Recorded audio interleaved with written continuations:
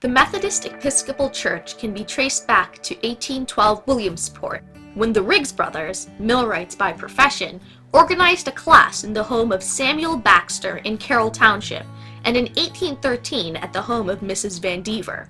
The congregation grew rapidly, and a log building on Main Street, formerly used as barracks for troops, was fitted as a place of worship.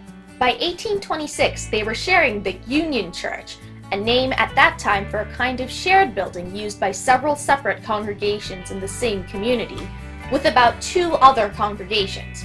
But the Presbyterians were in charge of keeping the key because they met there the most often. The Methodists lined up Lorenzo Dow, a nationally known evangelist, to speak on a cold Thursday evening. The Presbyterians threatened not to turn over the key because they felt threatened by Lorenzo Dow, who was very popular and drew big crowds, but also had a reputation for being a rough-and-tumble, crude person, and also a mystic. In the end, they turned over the key just before the service was to start, and it was too late to light the fireplaces and build fires large enough to warm the room up. Lorenzo Dow's entire sermon, delivered to the shivering crowd, was on the need to build a new building of their own. A dwelling was purchased that year and converted into a church. In 1833, the church had grown into such a position, having attained a membership of 300, it petitioned the Pittsburgh Conference to change the church's status to that of a permanent station. Until 1833, although head of a circuit of its own, it was still served by its preachers on an itinerant basis. In 1835, a 2-story brick church was completed. Matthew Simpson, then 26 years old and 3 years a Methodist minister, was pastor in 1836. He found the debt for the building to be an embarrassment, as he didn't believe in borrowing money. He solicited donations and paid off the debt, and then moved on within 6 months. He was the senior bishop in American Methodism around the time of the Civil War, and was one of Lincoln's main advisors. He delivered Lincoln's funeral oration at Springfield, Illinois. In 1864, the present house of worship was erected in stages and completed in 1873, with Joseph C. Hoxie of Philadelphia as architect.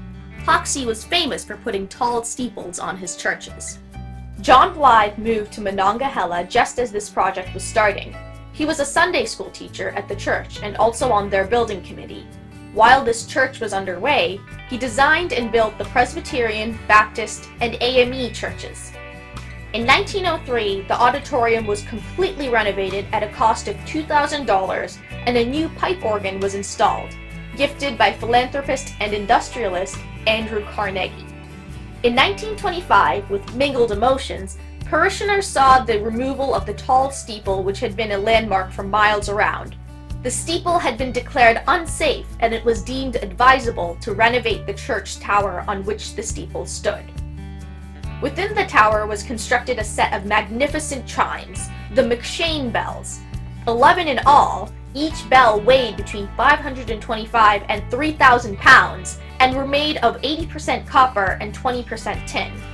They were manufactured by the McShane Bell Foundry of Glen Burnie, Maryland. No southwestern Pennsylvania church has such a set of bells still in operation. They were donated by lumber mill owner Charles E. Stevens at a cost of $10,000.